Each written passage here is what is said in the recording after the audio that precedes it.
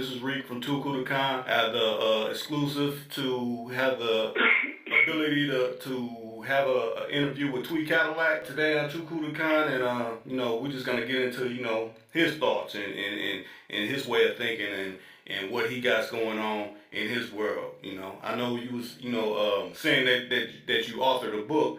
I was wondering if you could break into that, like what made you think about writing a book, letting people know your thoughts and just elaborate on that. Well, actually, contemplating writing a book for quite some time now. Just on, my life before the rap game, my life after the rap game, my radio show. Yeah. And also, I've been battling cancer.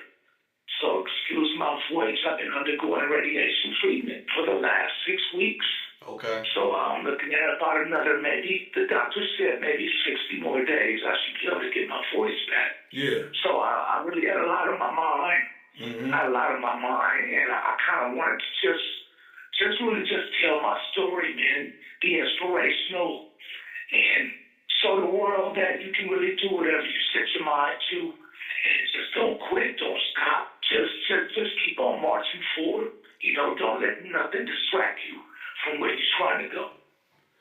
Yeah, I think that should help. To me, that'll help everybody, but really a lot of young brothers that's trying to find their way within the world. There's so many distractions now in these days and times where, so many can get led astray. Be able to, hear someone else's story and what they done been through and the battles and different situations they done seen, that can, help them grow in, what they're trying to be.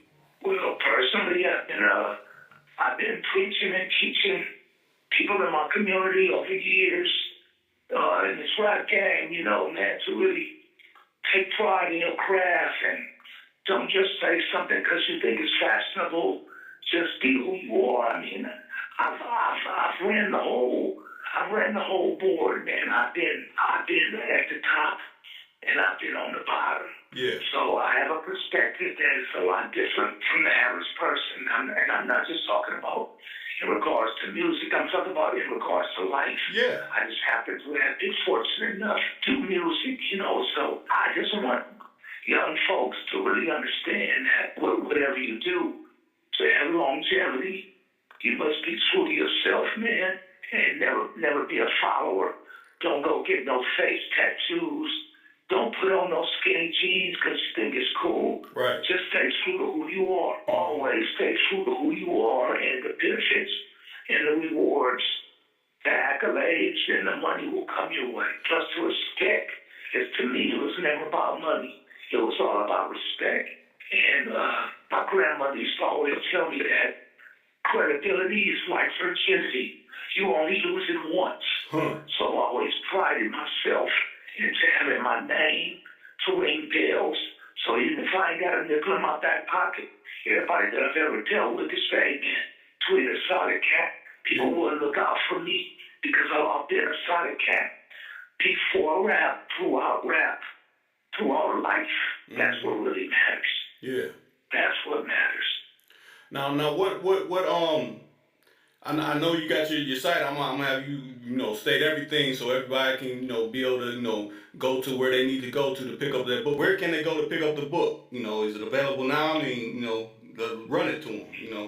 The mic is yours. It's actually gonna come out on my birthday, which is September the 4th.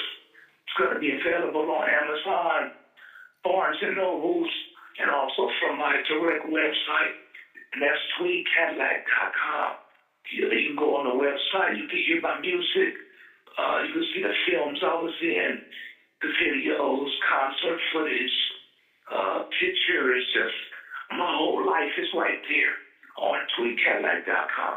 Now, I usually like to run into parables that basically they're like many stories. And you broke into one with that wisdom that your grandmother imparted on you. What kind of other situations that can probably help someone coming up that is trying to find their way that you can probably share of your story that can kind of can kind of give someone, because like I was just dealing with last night on the live stream. There's a lot of little young brothers was calling in and was saying a lot of young cats weren't raised with fathers, so it's kind of hard to grasp which way they need to go. Maybe they didn't have an uncle or a big brother to kind of guide their way. I mean, what can you put on their minds in a story situation where it could kind of help them in certain genuine areas or whatever? Well, I would actually say keep your eyes open, because I too was not raised by my father. I didn't find out who my father was until I was over 21 years of age. Okay. I was raised by my grandmother. But back in the day in South Central Los Angeles, that's like another stereotype that I kind of talk about in my book as well. But I was raised in South Central on my block. All of the families, all of the gangbangers that was on my block, all had fathers in their home. Mm-hmm. So right across the street, my best friend, mother and father. Down the street there, all the kids on my block had two parents. So I had several fathers on the block that would not let me go astray. They would treat me as how they did their own kids because they knew my situation. Yeah. So I've actually had a multitude of fathers in my life, which always taught me to keep your eyes open and watch what people do, not what they say. Don't eat yellow snow. Don't fall for the banana in the tailpipe. Huh. They gave me game that a simple book cannot tell you. Right. A classroom cannot tell you. They gave me the book on life, which actually made me so much of a better man. Mm-hmm. Because I've been fortunate enough to survive the gang banging. Fortunate enough to survive the crack era. I was fortunate enough to survive the police brutality. I was fortunate enough to get out of the hood and be on the top of the Billboard charts. I was fortunate enough to travel, on several tours. I was really blessed because I was grounded. Mm-hmm. So if it's an old guy in your neighborhood, it could be your barber. My barber taught me so much game back in the day. Huh. If you find an old guy in your neighborhood, sit down and talk to him. He might tell you something that could change your life or save your life. Mm-hmm. And that's real. Right. Talk to old people because they've been here. I move around now, and people don't even recognize me anymore. They don't even know that, man, I'm like Martin Luther King. I done been to the mountaintop. I actually know what it feels like. I know what it is to be famous. I kind of like blending in, though. Now I look at it like this: with this battle that you're battling against cancer, and you winning a war against. I mean, I know that's a whole nother obstacle set within your path. But you're still continuing the battle. I mean, a lot of people in various parts of these United States is have someone in their life that's going through something like that. I mean, what do you put on their minds to keep them strong too? Because there's a lot of people that's kind of weary in the mind with their loved ones facing something as treacherous as cancer. You gotta just suck up game from whatever resource that it comes from. Pay attention and take heed when someone tries to steer you or guide you in a positive direction. Because you never know who can be instrumental in your life. You never know who can guide you in the right direction. And I've got to always pride myself, always want to be a part of the team, because I know that my strengths that I can bring to the team will be valuable. Mm-hmm. Whether or not the whole team wins the championship, we will still be contenders. Right. So it's good to be a part of something that's bigger than you. Mm-hmm. Now I would say, I think what a lot of these younger generations is going through is like, since like it's they may not have a father no more. If they are, they ain't really doing it right. They follow their peers, and their peers is just as blind as them, so that can kind of get them caught up in certain situations that probably wasn't their bag. You know what I'm saying? So I mean, like you said, I think they need to seek out older cats older than them, older than their homeboy they go to school with, or however the case may be. It just is like you get caught up in the moment, like my boy got a scheme, and I'm about to get on what he gets on, but that's not your bag. I mean, what would be a good way of kind of putting on their mind where they don't need to do what their peer may be doing or something like that? Well, actually, if you just look around and analyze your life, you know that old saying, most of my friends are dead or in jail. That kind of means a lot to me because it's actually true in my life. One of my best friends got murdered right before Penthouse Players album came out. Yeah. And the last thing he told me, I never forgot it. He said, "Man, I know y'all about to blow up. Don't let me catch you wearing no MC Hammer pants." It always put a smile on my face. Yeah. And he would have been so proud of me. He would have been so proud of me. And he would have been right there with me throughout this journey that I was fortunate enough to be on. Right. So a lot of my friends were murdered. I mean, I haven't lost too many people in natural causes or car accidents. Most of my friends that really would have been my structure right about now are either dead or in prison. So if you don't want to be dead or in prison, you got to walk a different direction. You can't just always follow people, just have your own mind. If they're going left and it don't feel good, you got that gut feeling in your stomach, you better get out that car, man, like how the boy did in Boys in the Hood, Minister Society. You better get out that car, man, because if you stay in that car, you could be throwing your life away within a matter of seconds. And now you disappointed yourself, you disappointed your family. Right. You disappoint everybody that gave a damn about you. And you want people to care about you. You feel me? I never in a million years would have thought I would have ended up sick. I thought I had a sore throat. And I'm taking all this sore throat stuff. And I go to the doctor, and the doctor tell me, "Sir, you have a tumor on your right vocal cord. And it looks like it could be cancer." And I'm like, of all places I would get cancer at on my voice. That's what's been making me weak. You feel what I'm saying? All the places it could have came, my voice. And that's what it was, So it's like, you got to be humble, and I've always been humble, so I know that wasn't it. So I figured that it had to be a reason and a purpose for me to undergo this and to be able to have survived it. And what's really killing me is I have like one of the hottest old radio shows in the country, and I got to stop in my tracks. Feel me? Because my voice is not 100%. Yeah. But thank God that I have some people and friends. And big shout out to G-Lou, Westside Wednesdays here in Orange Juice Jones. They've been sitting in for me until I get my voice back. But all the things that could have happened to me because I want to transition from rap music, and I've always known oldies. That's been my thing. I grew up with the low rider culture in LA. So I knew oldies like the back of my hand.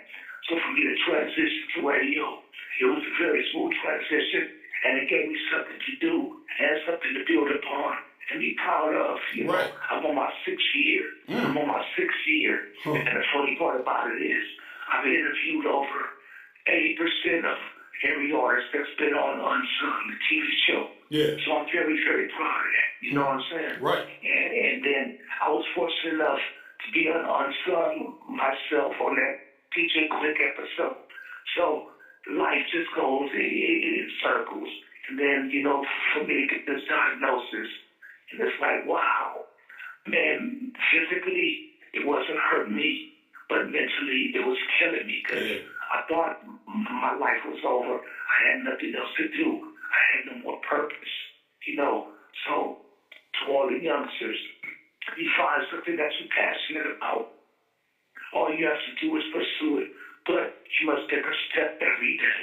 Because as long as you're taking at least one step every day, you're closer to where you're trying to go. Definitely. Because believe me, what you do today will dictate tomorrow. Right. That's 100% true.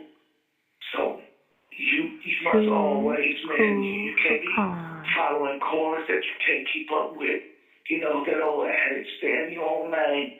Yes, that's 100% true, because if you don't do nothing today, what do you expect to happen tomorrow?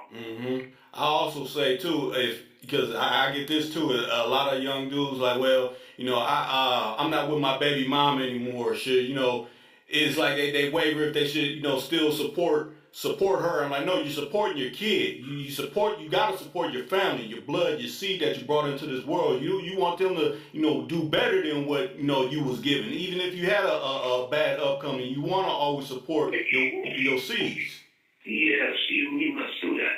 I was a player all my life, even before I got into the rap game. Yeah. And I had too many girls. I was sitting here today, and as a matter of fact, just thinking about them, all the girls in my life. I tried to go all the way back to junior high school, and just see if I could physically count all the girls. And some I remember, but don't remember their names. Yeah. And then the funny part about it is, I ended up having daughters. I have 2 daughters. Okay. They're 24 and 23 years of age now. Yeah. And so I knew right then and there what I represented was conducive when I had daughters. I would have sons that would have been a different story. Yeah. But I got beautiful girls, so believe me, what's put out there to come back to bite you. True. That's very so true. if you are a man, and you out there and you ain't got no respect for nobody, don't think nobody gonna respect your seeds. Right. You know, people will snatch your mama's purse. It happened to me. You snatched my mama's purse, man, back in the day. And we put the word out, and they brought the purse back with all the money in it. You feel me? Yeah. So that's power right there. Right. That's power. Once I realized I truly had power, I never took that for granted, and I never abused it. That's what's up. It's about having the right network, man. It's about having your credibility intact. So if you do need something, it'd be great, man, it'd be brought to you, man. But you must be there for someone else as well. Right. Yeah, because I think that even plays a part of how, like you said, how you treat people throughout this world, throughout this time of your life. Because you figure, when you was living so high, when a person's living so high and they feel like, oh, I'm untouchable, but I'm treating people shitty. Then once it comes to, when you really actually need someone in your corner, and you made the chips are down like monetarily and physically, nobody's there to be there for you at your time of need. They're not gonna be there. I used to always tell my daughters, well, when Daddy get old, all I'm gonna need y'all to do is push me in my wheelchair and take me to CVS so I can get my Hennessy. And they used to always laugh about it. Yeah. They used to always, they thought that was so funny. But now that I am getting up older in age, they actually gonna do that. Feel me? Yeah. And it's a beautiful thing, man. I'm very, very proud of my daughters in so many ways too. And then one's an actress. Okay. Matter of fact, man, let me man, give her some props. She's gonna be on this TV show, starring Kevin Hart. It's called TKO. It premieres on CBS. Okay. At the end of this month. Her name is Angel Brown. All right. That's my daughter. My other daughter, she owns her own business, Fun Diggity Funnel Cakes, located in Compton, 5 stars on Yelp. And she's also, she was Miss Compton 2014. Okay. So I got motivated daughters that are really, know what life is about. Yeah. You know what I'm saying? And they know that you can do and be whatever you are, because I actually showed them how to come up with the idea, water that plant, and then sit back and watch it grow. Even because it's going to be days that the sun is not going to shine on that plant. So on those days where it's not sunny, go out there and put some plant food on it.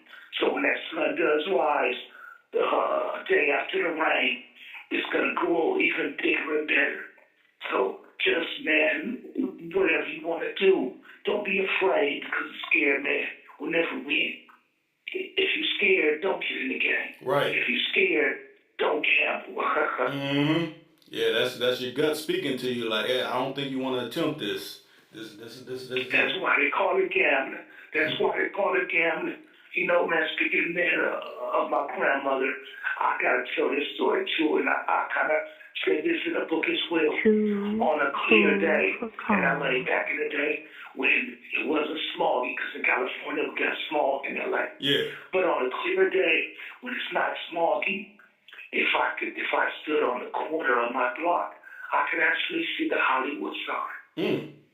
And I told my grandmother I was in my first year of college. Yeah. And I said, Grandma, I'm about to drop out of school and I'm gonna become a rapper. And she said, she didn't know what a rapper was. She said, why would you want to do that? I said, because I want to go to Hollywood. I want to be famous. Yeah. And she told me, she said, well, if you want to go to Hollywood, start walking. That's what she said. Start walking. And then the funny part about it, from me standing on that corner of my block and can actually see that Hollywood sign, I could actually walk to Hollywood. It might take me say maybe 3 hours. Yeah. To walk, but I can get on a bus and I can be in Hollywood in 20 minutes. But by her saying, start walking, in other words, she was saying, if you see it, go get it. Right. Because it's right there in the sight. That sign is right there. And that's what I did. I'm very, very proud of that fact. And the messed up part about it, she passed before her album came out as well. You know, so it's like all the people that really would have been proud of me, they really wasn't there to celebrate with me. And that's been only my major regret in life is because the people I wanted to take on the ride, they didn't make it, man. Yeah. Now, tell me this, because I know you spoke on it. You said you didn't get acquainted with your father till you got into your later years. So, how can you break down to like the younger generation that may have a father like trying to enter their world after when they're early 20s and which course they should take about that? Should they do it or shouldn't they do it, or what kind of thing that can you put on their head to kind of ease that dilemma they're dealing with? Well, I personally would say cherish that moment and go after it, because once I did meet my father, it turned out that he was a great man. I had a chance to be with him, I would say maybe 10 or 11 more years before he passed, after I met him. Yeah. I found out that I had other siblings. And, so yeah, man, a lot came with that. So basically, it's something that could enhance your life. Yeah. Because you always want to know where you came from. I would ask my grandmother all the time, where's my dad? Who's my dad? And everybody kept it a secret. They all kept it a secret. It turns out that my father had cheated. I was a child that was born out of wedlock. Okay. So I was sent to my grandmother, and I was hidden away because he was married with other children. My thing was, well, how come you didn't take me along? Right. I asked him that, so he had explained to me that that's really what the issue was. He provided for me financially, which I didn't know. Okay. But he wasn't there because he was already married with other children. I was like the hidden secret. And the funny part about it, that gave me the drive and the determination, because I grew up without having brothers and sisters. Everybody on my block was my brothers and sisters. You feel me? Yeah. So it gave me the drive, and with all said and done, I'm the most famous person in my family. Feel me? And I grew up without all of them. Well, I grew up without that support system from my genuine family. Yeah. But I got love from everybody that was on my block. So I just want the gang banging to cease, because that's really not what's happening. And people always say South Central. Yeah, that's where gang banging started. I was right there when it started. I was in the mix of it. And the funny part about it, a lot of the homes, now this is gonna trip you out too. You would think that the media might show you the projects in Compton or in Watts, but in South Central where I'm from, all of us grew up in homes, in houses. I never lived in a I never knew what an apartment was until I was on my own. I grew up in a house. Yeah. And when I got married, my girl, well, my ex-wife, she was from Compton. And she told me that she never grew up in a house. She lived in apartments all her life. And to me, that was like, it was crazy. So for everybody that think that all the kids in South Central were bad, no.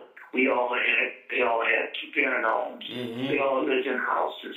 You know, they just chose to go that route. Right. And I just hate for the stigma to, you know, everybody thinks South Central's a ghetto.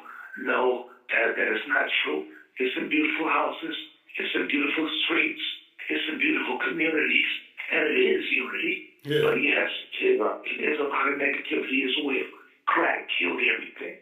Crack, man, in the 80s, when crack came, the best of the best went down. I'm talking about the best of the best. Even the finest girl that was in my high school turned out to be straight cracky. She was on the magazine. She was on the cover of Chet magazine and all kinds. Man, it got the best of people, man. And now we talking about it 30 years later, and you still see what it did. Yeah. So that was the worst thing that could happen in LA.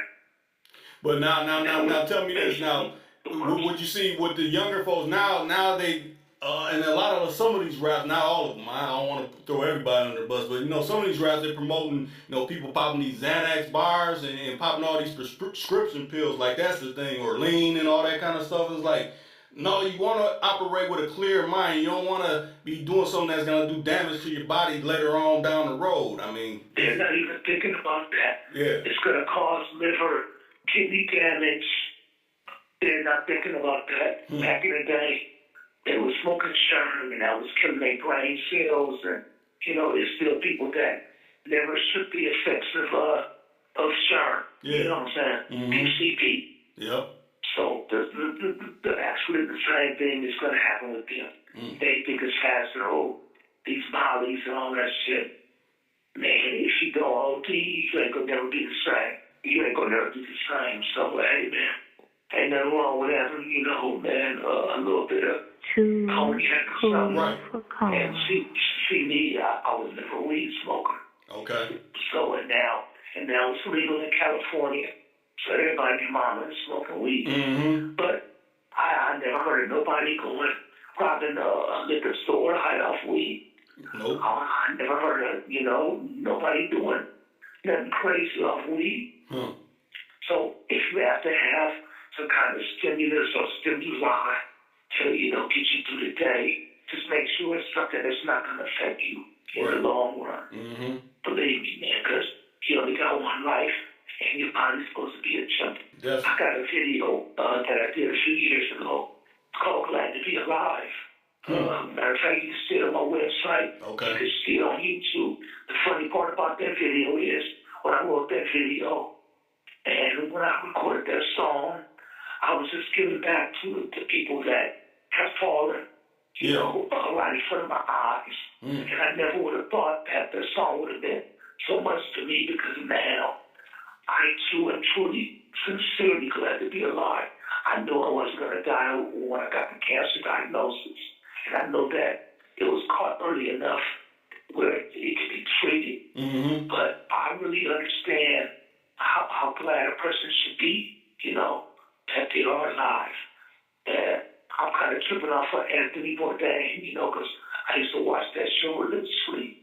Man, he was a hell of a dude, and I always envied his life. He would go to all these places and eat all this exotic food, and all he was doing was giving game. Right. And yet, he was unhappy. You feel me? Yeah. You would think that he would be on top of the world, I mean, literally on top of the world, because he's been all around the world. So you have to have inner peace. That's where it is, inner peace. That's why they call it self-esteem. If you ain't got no self-esteem, man, if you don't know who you are, I don't understand how that man could just throw in the towel like that. Feel me? Yeah. But you never know what's going on in a man's life. True. What undealt with demons he's dealing with. I know me personally, I could never consider suicide. I don't give a damn. If I was in a wheelchair or if I was blind, ain't no way I'd want to kill myself. I had a partner that was blind, and he got shot back in the day and lost his eyesight. He still hung out with us. We took him everywhere with us. He still was dressed to the T, had his hair done. He still had a chance to enjoy life, but he couldn't see nothing. Yeah. You know, and we get excited about something, we have to describe what we see. Right. And then look down the rims that car had. You know, we talking about, no, we gotta kill this nigga. And he understood. Yeah. Feel me? Yeah. He used to shoot dice with us, and he blind, and nobody was going to cheat. What I get, oh, Ray, man, you got 8, man. The man would shoot dice with us blind. He never, you know, he could have gave up. Yeah, true. He could have gave up. So, yeah, man, it's always a better day if you can get a better day. Because you can wake up without a nickel in your back pocket one day, and anything can happen. You might come up on a good job. You might find $100 bill on the street, and all you needed was a Motel 6 room for the night because you was homeless. Anything can happen, man. You can keep the faith, man. You just gotta have faith, man. Yeah. Have faith in yourself, have faith in God, and have faith in life, man. Yeah, I guess that's why they call it a gift. Every time you wake up, it's a gift. You gifted with the present moment. Do the best you can with it. And don't go to bed mad. Don't go to bed sad, and don't go to bed mad. Because all your dreams and all that energy that you take in your sleep is not positive. Because you will toss and turn all night. And when you wake up in the morning, that problem will still be there. Right. So all you did was actually make it worse. If you can't fix it that night before you go to bed, just get it out your mind. Get a good night's sleep, get some rest. And when you wake up in the morning, you'll be able to tackle life with a better viewpoint. I look at how well, for me, myself, I do it. Like, say I'm riding and, you know, it's someone holding up one of the signs or whatever, and they're doing bad, you know, just to give whatever's up in your pocket to, you know, make somebody else's day, you know, brighter. Even if you're feeling the worst, you know, you can feel that you contribute to somebody else that probably is at the lowest moment within their life, you know. To me, that's passing on blessings. I mean, whenever you can do that, do that. If you can lend a positive word when you're feeling the lowest to someone, you know, that's what's up. Indeed. And that comes down, you know what I'm saying? Yeah. It's always going to be the guy in front of the gas station asking you for a quarter. And you have no idea who that guy is. You have no idea. That could be God. You have no idea, you know, you feel me? So it's always good to give back. Right. Now, you can be selective in your giving back, but you still must give because it's a part of the universe and everything. You know, the pendulum has to swing and sway with the right aura and the right karma around it. So just don't kill nothing and don't let nothing die. Right. That's my philosophy. You know, that'll make you a better man. Do not kill nothing and don't let nothing die. Now tell me this. Tell the listeners that, you know, when they could check into your radio program and everything like that, you know, and pick it up. We're every Thursday night from 7 to 9 p.m. Pacific time. It's called my 3-point Tweed FM is spectacular low ride oldies. Yeah. As a matter of fact, next Thursday it's going to be Leroy Hudson. The following week, the June 21st, we're going to be interviewing the SOS band. Okay. I've had, I don't know if your listeners are familiar with oldies, but I've had everybody from the Stylistics, the Delphonics, the Jim Prees, Dramatics, Karen White, Lenny Williams, Cameo, Howard Hewitt, Bloodstone. I mean, if I keep going, it's going to sound like I'm bragging. But yeah, you can you can go to the website. You can listen to previous shows. All the links are there. The call-in number. You can listen from your phone, or you can listen online. Okay. 7 to 9 p.m. Pacific time every Thursday night. All the info is at tweedcadillac.com.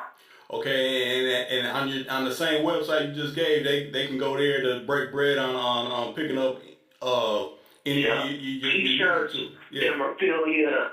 I got music on there. Matter of fact, I did 2 volumes of oldies. They're absolutely free. All you gotta do is hit the donate button, and I'll send you the music for free. I got merchandise. If you want a 93.2 FM T-shirt, you can buy it there. You can purchase the book there. You can see all the films I did, and you can see live concert footage, all the videos. As I said, my whole life is right there. tweedcadillac.com. Okay. You can see tapes and everything. Contact information if you need anything. It's all right there. Okay. tweedcadillac.com. One-stop shop. That's what it do. Exactly, baby. So, if you need something or you need to get in contact with me, that's the official headquarters, as they say. Now, what about social media lines? You can still find that there, or you could give them, drop your Instagram. If you got the Twitter, drop that.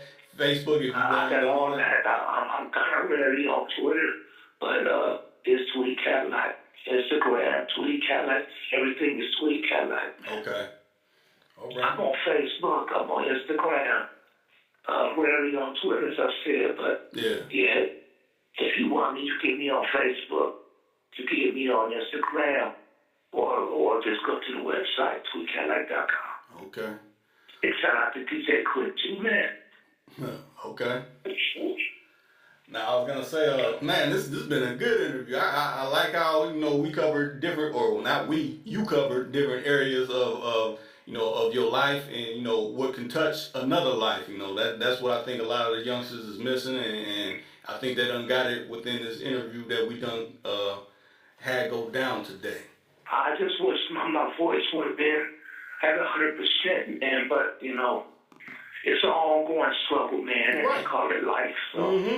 So, Shoot, I can knock it out the box like Slick Rick, man. Everything gonna be everything. Right. Everything that you. But in the meantime, No, I was gonna say everything that you conveyed. I feel everything you talking about. I didn't have to be like, well, what is he talking about? No, I understand everything where you're coming from.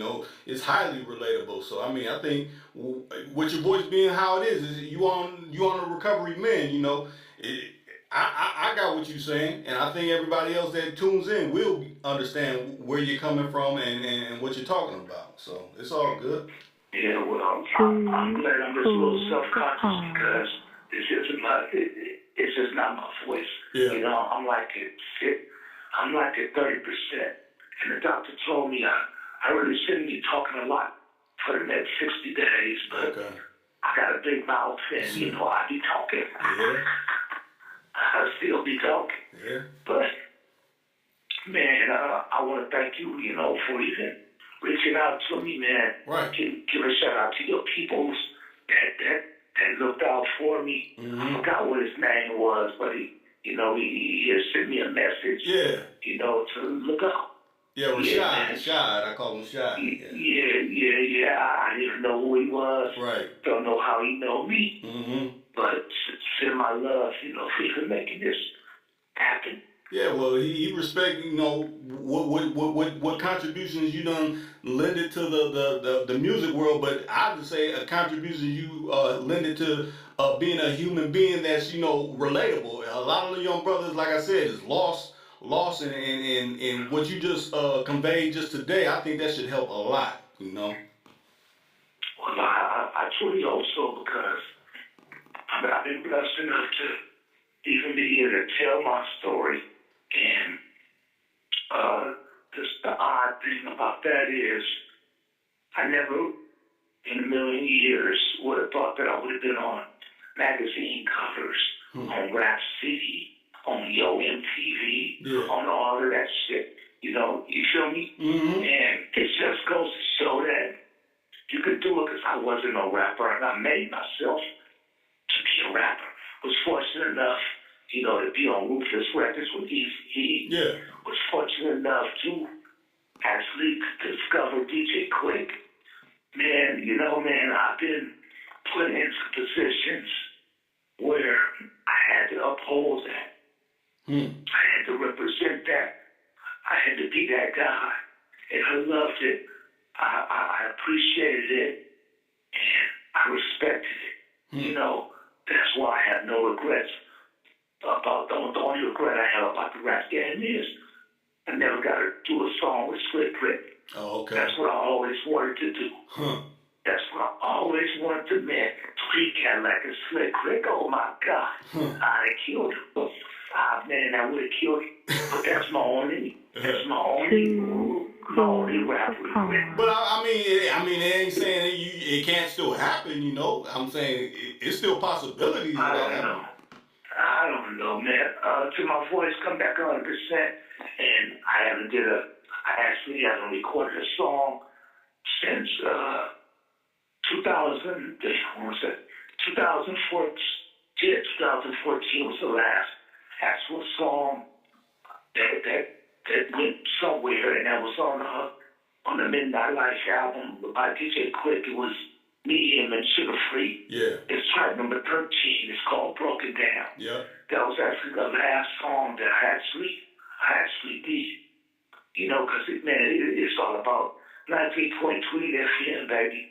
Feel me? Because, man, I really enjoy talking to, man, like, you know, man, I interviewed all players, homie. And all of these groups that I've interviewed, I was always a fan. So for me to be able to actually talk to them, you know what I'm saying? And I know songs that they've actually forgot. It's given me so much joy, you know what I'm saying, man. I be telling folks if I ever lost my phone, somebody found my phone, and you pick up my phone and you see a Champagne King number or the emotions in my phone. You know, it will blow your mind. You would think that shit is fake. But it's a trip because I build relationships with these artists. And we talk, you know what I'm saying? I've made friends and I've respected, admired these people's music, you know, for my whole damn life. And now I got the pleasure of interviewing them. You know, so man, I can't complain. I've actually done everything that I set out to do as far as my career goes. I've actually acquired everything that I thought was just a dream. I really thought it was just a dream, and I made it happen. Once I found out that Fatherhood knew who I was, that blew my mind.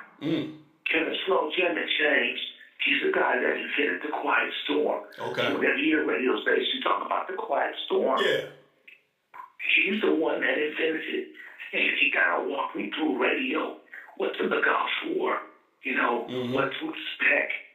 And he told me, he said, Tweed, with your personality and the rate that you're going, you'll be within the top 10 of all these stations within a year. And this shit actually happened. It happened, man. And all it was an idea. And the funny part about it, when I had the idea, the first guest I interviewed was Blue Magic. And how I got them, I did a song with Blue Magic back in the day. And I mean, being cool with people, it just goes to show when you build a relationship with people, that can last for years. Feel me? So I called them and asked how I interview them. They said, Tweed, no problem. They was my first guest.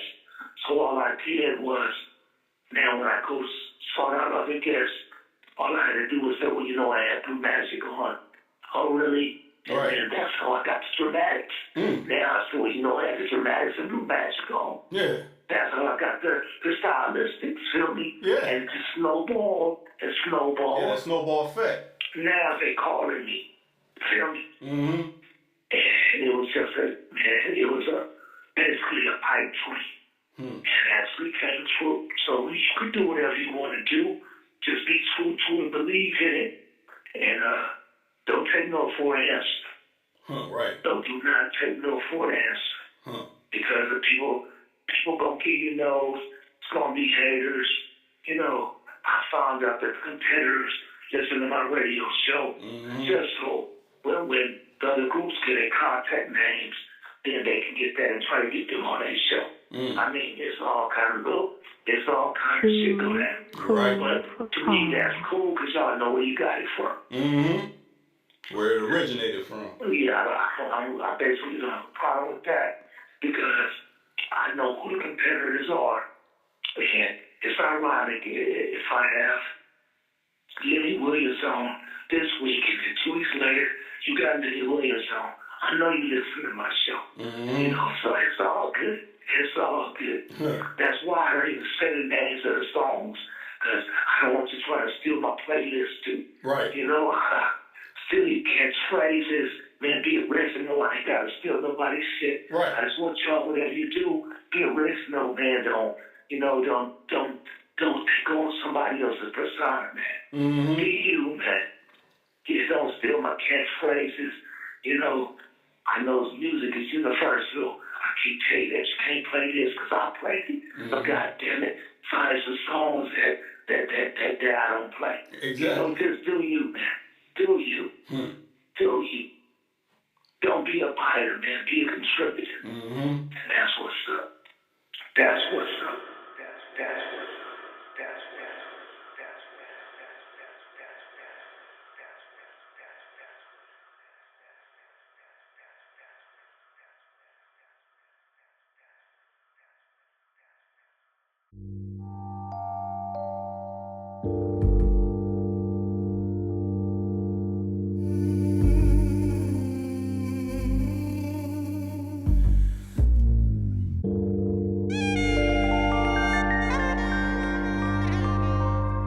Too cool to count 24/7.